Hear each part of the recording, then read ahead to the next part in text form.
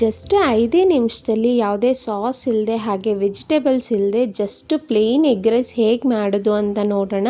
ನಿಮಗೆ ಹೊರಗಡೆ ಸಿಗೋವಂಥ street style egg ರೈಸ್ಗಿಂತ ಈ ಟೇಸ್ಟ್ ತುಂಬಾ ರುಚಿಯಾಗಿರುತ್ತೆ. ಮಾಡೋದಂತೂ ತುಂಬಾ ಈಸಿ. ಒಂದು ಸಲ ಟೇಸ್ಟ್ ಮಾಡಿದ್ರೆ ಪದೇ ಪದೇ ಮಾಡ್ತಾನೆ ಇರ್ತೀರ. ಬನ್ನಿ ಹೇಗೆ ಮಾಡೋದು ಅಂತ ತಡ ಮಾಡದೆ ಶುರು ಮಾಡೋಣ.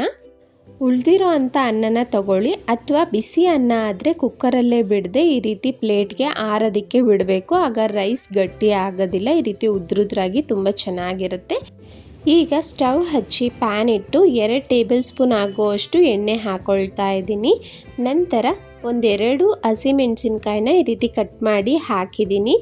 1 ಮೀಡಿಯಮ್ ಸೈಜ್ ಈರುಳ್ಳಿ, ಒಂದು ಸ್ವಲ್ಪ ಹಸಿ ಕರಿಬೇವನ್ನು ಹಾಕ್ಕೊಂಡಿದ್ದೀನಿ. ಈರುಳ್ಳಿ ಎಲ್ಲ ಚೆನ್ನಾಗಿ ಫ್ರೈ ಆಗಬೇಕು. ನಾನಿಲ್ಲಿ ಇಬ್ರಿಗಾಗುವಷ್ಟು ತೋರಿಸ್ತಾ ಇದ್ದೀನಿ. 2 ನಿಮಿಷ ಈರುಳ್ಳಿನ ಫ್ರೈ ಮಾಡಾದಮೇಲೆ 1/2 ಟೀ ಸ್ಪೂನ್ ಆಗುವಷ್ಟು ಫ್ರೆಶ್ ಆಗಿ ಮಾಡ್ಕೊಂಡಿರೋ ಅಂಥ ಶುಂಠಿ ಬೆಳ್ಳುಳ್ಳಿ ಪೇಸ್ಟ್ನ ಹಾಕ್ಕೊಳ್ಳಿ. ಹಸಿ ಸ್ಮೆಲ್ಲೆಲ್ಲ ಹೋಗೋ ತನಕ ಫ್ರೈ ಮಾಡ್ಕೋಬೇಕು. ನಾವು ಈ ರೀತಿ ಮನೆಯಲ್ಲೇ ಮಾಡಿ ಹಾಕೋದ್ರಿಂದ ತುಂಬ ಒಳ್ಳೆ ಟೇಸ್ಟ್ ಬರುತ್ತೆ. ಈಗ ಹಸಿ ಸ್ಮೆಲ್ಲೆಲ್ಲ ಹೋಗಾದಮೇಲೆ ಒಂದು ಸಣ್ಣ ಟೊಮೆಟೊನ ಕಟ್ ಮಾಡಿ ಹಾಕ್ಕೊಳ್ತಾ ಇದ್ದೀನಿ. ಟೊಮೆಟೊ ಹಾಕ್ತಿದ್ದಂತೆ ಅದಕ್ಕೆ ಸ್ವಲ್ಪ ಉಪ್ಪನ್ನು ಹಾಕೋಣ, ಆಗ ಬೇಗ ಬೇಯುತ್ತೆ.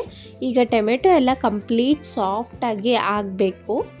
ಆಲ್ಮೋಸ್ಟ್ 1-2-3 ನಿಮಿಷ ಆದಮೇಲೆ ಟೊಮೆಟೊ ಎಲ್ಲ ಸಾಫ್ಟ್ ಆಗ್ತಾ ಬರ್ತಿದೆ. ಈಗ 1/2 ಟೀ ಸ್ಪೂನ್ ಖಾರದ ಪುಡಿ, ಅರ್ಧ ಟೀ ಸ್ಪೂನ್ ಆಗುವಷ್ಟು ಧನಿಯಾ ಪುಡಿ, 1/4 ಟೀ ಸ್ಪೂನ್ ಆಗುವಷ್ಟು ಜೀರಿಗೆ ಪುಡಿ ಹಾಕಿದ್ದೀನಿ.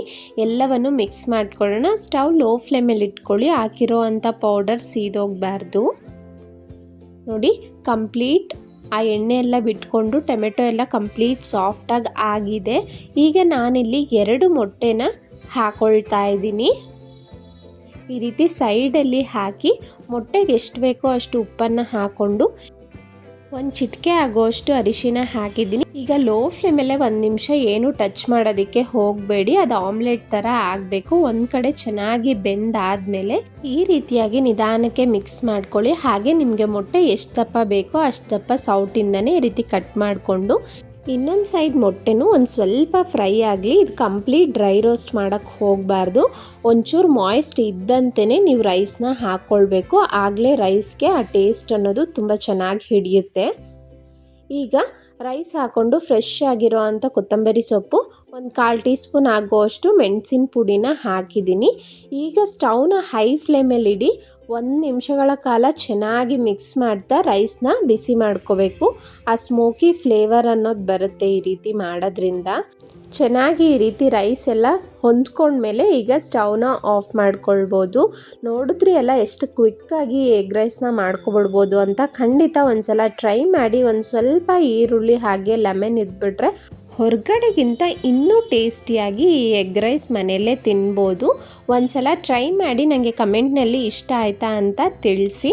ಹಾಗೆ ನನ್ನ ಚಾನಲಲ್ಲಿ ಹಲವಾರು ರೀತಿಯ lunch box recipes, rice recipes ಇದೆ. ಇಂಟ್ರೆಸ್ಟ್ ಇರೋರು ಚೆಕ್ ಮಾಡ್ಬೋದು.